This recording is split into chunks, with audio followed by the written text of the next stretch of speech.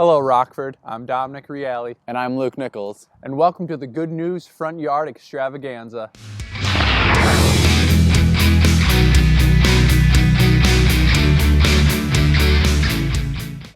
As a nation, we've been facing a lot of challenges this year.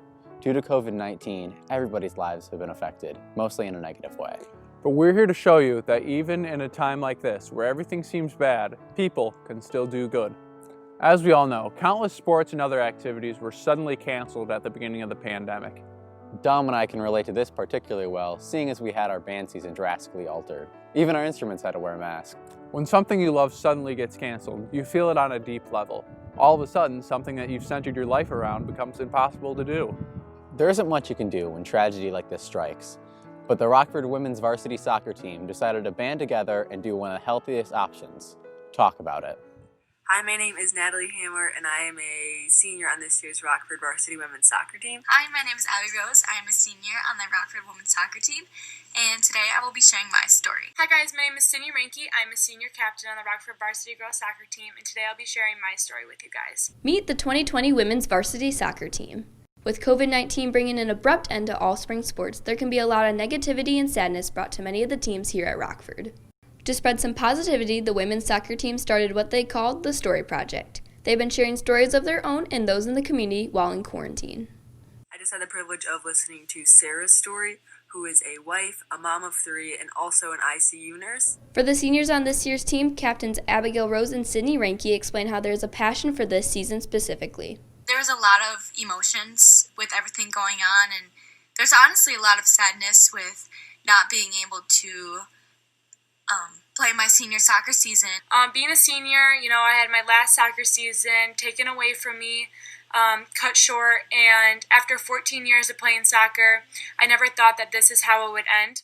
Ending on a more positive note, Abigail Rose leaves us with this. It's okay to be upset, and it's okay to be sad, because honestly, there's too many emotions, and to hold those back, it's just going to hurt you more. So honestly, for me, I think it's good to release those emotions and express yourself, because the next day you can come back happier. So, have a good day, Rams. The soccer team did a wonderful job with this. We all have stories about how COVID-19 has affected our lives. Many people lost their jobs, the thing they love to do, and the people that they love. This year has been harder than most, and we hope it gets better soon.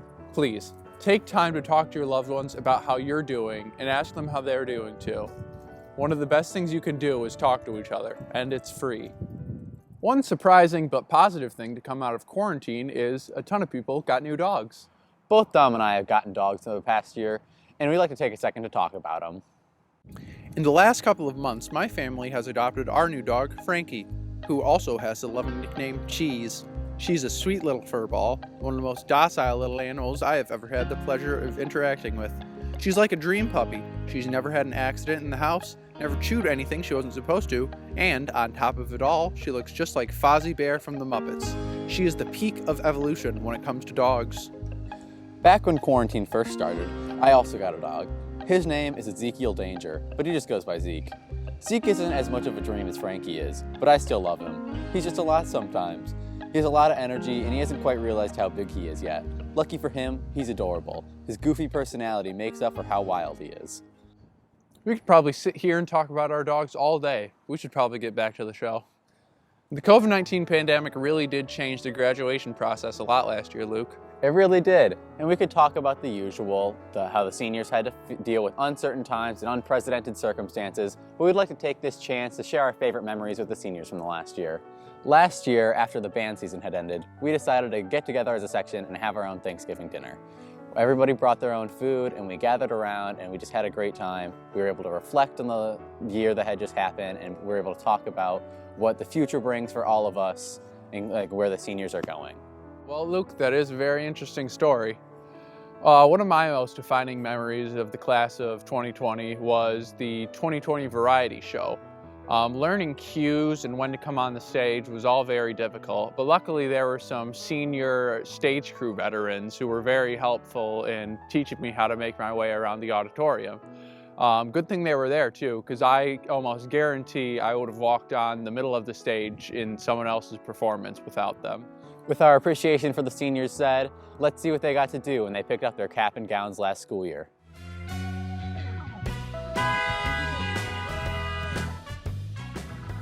Even though the COVID-19 pandemic has stopped many celebrations from happening, the Rockford Public School staff still shows pride for their seniors. My name is Lauren Constorf, and I'm here at the senior cap and gown pickup. There are a lot of teachers here today who are celebrating the class of 2020. To have the resilience that they do, to suck it up and just go the distance, I'm so proud. On a scale of 1 to 10, how much Ram pride do you have here today? I have got a 10 plus Ram pride, baby! The line was socially distanced all the way to the Freshman Center with over 130 signs. As seniors drove through the bus loop to pick up their caps and gowns while following safety guidelines, teachers and staff lined up 6 feet apart from each other as they congratulated the class of 2020. I will miss the interaction, their cute sense of humor, their athletic dynamics. I will miss all of those things. I'm going to miss their creativity and the life they bring to the pottery studio down in the art wing. I miss just seeing these once little kids become these grown-ups and to hear them so excited about what's happening around the corner. I just miss sharing the joy with them. I miss having them in class every day and being able to talk and hear their stories and hear what's going on in their lives and what their plans are. If one thing is to be remembered from this day, it is that the teachers are beyond proud of their seniors. This has been Lauren Constorf with Beyond the Rock School News, signing off. Hey Dom, we've been sitting for a while. How about we get up and do something? Well, sure. What are you thinking? I don't know. How about catch? Catch works for me. I love catch. I'm the greatest at catch. I've been playing catch ever since I could catch. I'm the best kid on the street. All right, well, let's get to it.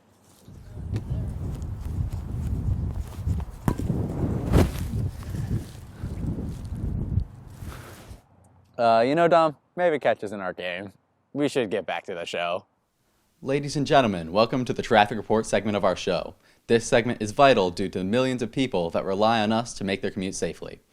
First up, we have a pile-up of Legos on the way to the bathroom, making passage impossible. The carnage is unimaginable and will affect the environment for years to come. Next up, we have a high-speed chase occurring in our house as my dog's trying to eat my socks. More details to come at 11. And back to your regularly scheduled program. In a time where we have to be so far apart, it's easy to feel alone. But people have found new ways to stay connected. Some people talk through social media. And some people will gather will socially distance. There's a lot we can do to stay together even when we have to stay apart. Like filming a talk show while outside and 6 feet apart? Well, yeah. But I was thinking more along the lines of spreading positivity to the people of Rockford, which is just what these Rockford students did in our next piece. One thing for sure that the COVID-19 pandemic has proven. We got creative with old sheets and old dress shirts. It's that our community is there for one another. I just am trying to spread smiles throughout the community. I have made cards and written letters for the elderly and my family and friends. Either by making masks, writing cards, or delivering donuts. Individuals have found ways to spread positivity from home to home during a time of hardship. I'm super excited to get to be able to spread the smiles and the joy and just be able to share this time from a distance with everybody in quarantine. I like knowing that I'm making a positive change. Gestures have overflowed society and has touched many lives along the way. We've made about 100. I have made over 45 cards. Gave out 4 dozen donuts. The generosity has even been returned. Some people have drawn me pictures with suns on them saying that I made their day brighter, or some people have just thanked to me in a nice letter. People are just being super nice to one another and really just looking out for each other. Acts of kindness can do so much to push away the uncertainty in a time full of questions. This has been Hannah Butzer with Beyond the Rock, signing off. It's incredible to see that people are willing to do almost anything to spread a little bit of positivity in each other's lives. Especially in 2020, be kind to everyone. You never know what they're going through. Exactly. See, from looking into the lifeless eyes of my puppet Mortimer, you'd think that he's a sad and lonely little fellow, when in reality, I hear him whispering to me all the time. Should I be concerned about the whispering puppet?